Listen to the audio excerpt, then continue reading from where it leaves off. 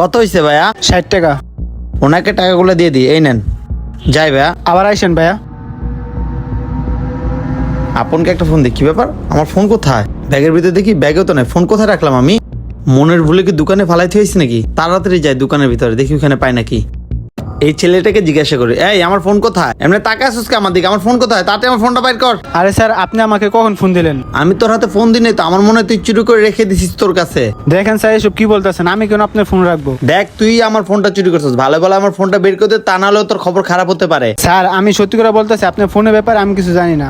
দেখ ভাই, কেন তুই উল্টাপাল্টা কথা বলছিস? আমি সকালে এসে তোর দোকান থেকে শুধু বিস্কুটটা নিছি, আশেপাশে কোনো দোকানে জানাই। আমি অর্ধেক রাস্তা বের হয়ে দেখি আমার ফোনটা আমার কাছে নাই। তুই সারা ফোনটা কে নিবে বলতো আমাকে? দেখেন স্যার, আমি সব সত্য কথা বলতেছি, আপনার ফোনের বিষয়ে আমি কিছু জানি না। বুঝছি তুই সত্য কথা এভাবে স্বীকার করবি না। তুই জানিস আমার পরিচিত পুলিশ আছে, ধরে নিয়ে যখন তোকে বাড়ি মারবে না তখন বুঝবি কত ধানে কত চাল। ছি, কি যে বলবো, তোদের মতো দোকান